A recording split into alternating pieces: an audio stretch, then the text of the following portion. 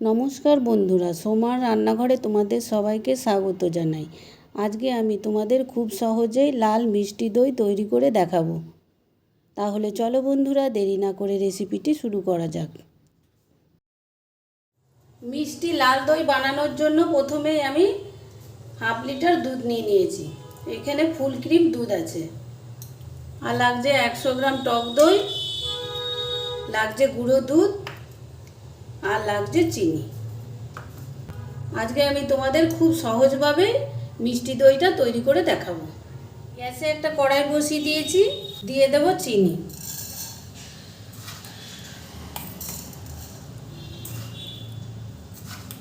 এখানে আমি 3 চামচের মতো চিনি দিলাম, আর দিয়ে দেবো অল্প একটু জল।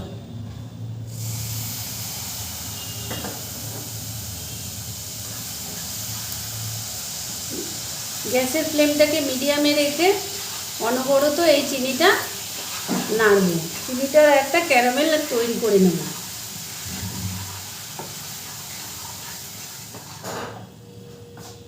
এখানে আমি আরও অল্প একটু জল দিচ্ছি।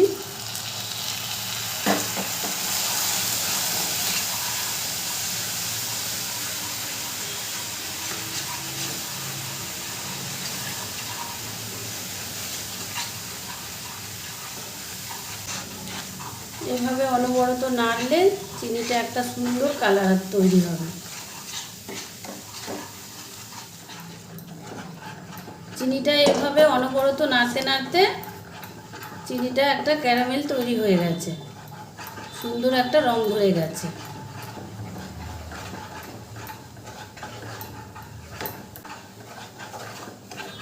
এরপরে আমি দিয়ে দেব দুধ।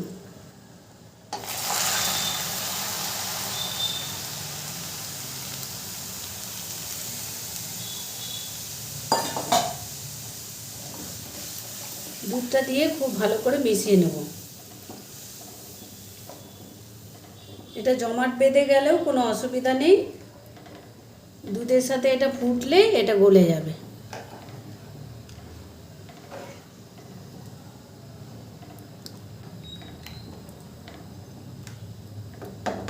দুধটা খুব ভালো করে আমি ফুটিয়ে নেব।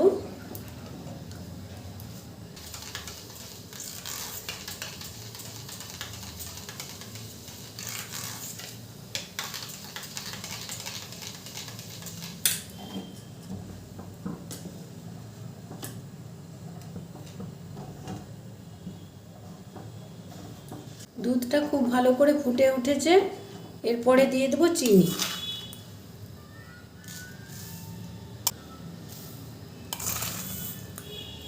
এখানে আমি আরও 3 চামচের মতো চিনি দিলাম। মিষ্টিটা তোমরা তোমাদের পছন্দ মতো দিতে পারো। মিষ্টিটা তোমরা কম বেশিও করতে পারো। চিনিটা দিয়েও খুব ভালো করে দুধটাকে ফুটিয়ে নেব।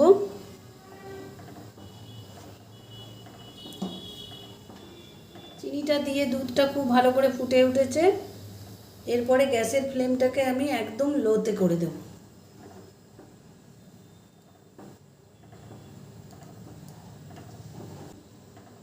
লোতে করে দিয়ে আমি এই আমুল দুধটা দিয়ে দেবো। এখানে আমি 4 চামচের মতো আমুল দুধ নিয়েছি।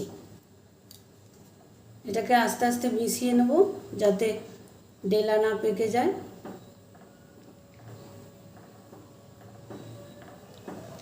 এরপরে আমি গ্যাসের ফ্লেমটাকে আবারও একটু বাড়িয়ে দেব। বাড়িয়ে দিয়ে দুধটাকে ভালো করে আবারও ফুটিয়ে নেব।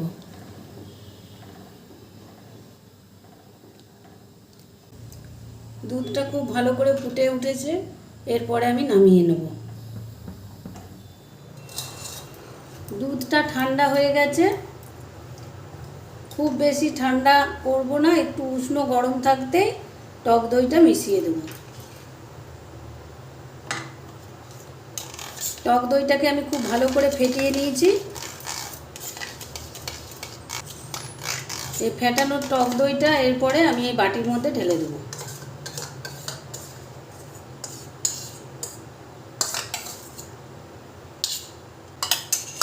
খুব ভালো করে মিশিয়ে নেব। দুধের সাথে খুব ভালো করে মিশিয়ে নিতে হবে।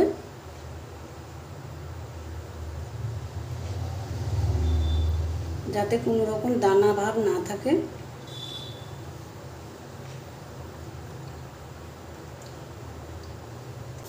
এই ডালের কাঁটাটা দিয়ে আমি একটু ঘেটে নেব দুধটাকে।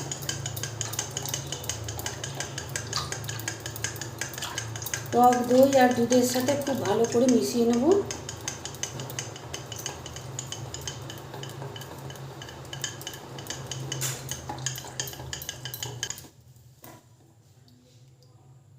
দই আর দুধ খুব ভালো করে মেশানো হয়ে গেছে।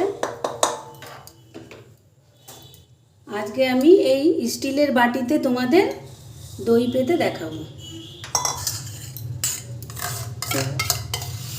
এই বাটিটার মধ্যে অল্প একটু টক দই আমি মিশিয়ে নেব, মাখিয়ে নেব ভালো করে বাটিটাকে।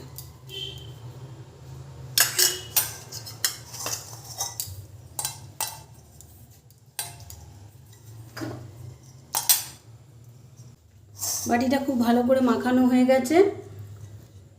এরপরে এই টক দই মেশানো দুধটাকে আমি এই বাটির মধ্যে একটা ছাঁকনি দিয়ে ছেঁকে ঢেলে নেব।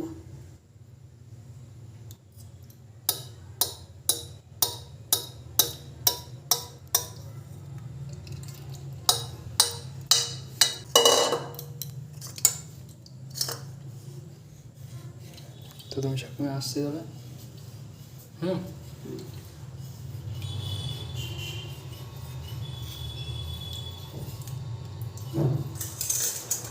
দুধটা খুব ভালো করে ছেঁকে নেওয়া হয়েছে।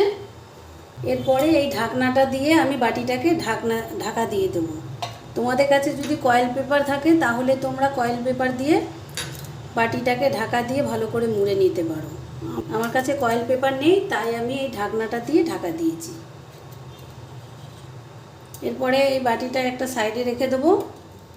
গ্যাসে আমি একটা কড়াই বসিয়ে দিয়েছি, তাতে দিয়ে দিয়েছি অল্প একটু জল। এরপরে এরকম একটা স্ট্যান্ড এই কড়াইয়ের মধ্যে বসিয়ে দেবো। তারপরে এই দুধের বাটিটা এর মধ্যে স্ট্যান্ডের মধ্যে বসিয়ে দেবো। এই ঢাকনাটা দিয়ে ভালো করে ঢেকে দেবো। তারপরে কড়াইটাকেও আমি খুব ভালো করে ঢেকে দেবো। 15 মিনিট হয়ে গেছে। গ্যাসের ফ্লেমটাকে এবারে আমি অফ করে দেবো। এরপরে আমি ঢাকনাটাকে তুলে নেব আর দইয়ের বাটিটাকেও আমি নামিয়ে নেব।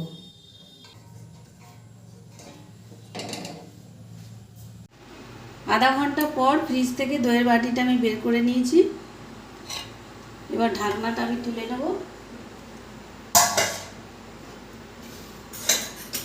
দইটা দেখো কত সুন্দর জমে গেছে। তোমাদের আমি একটু কেটেও দেখাচ্ছি।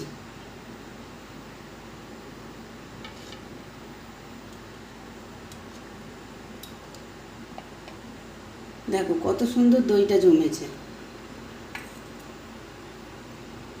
কত অল্প সময়ে আমার লাল মিষ্টি দই তৈরি হয়ে গেল।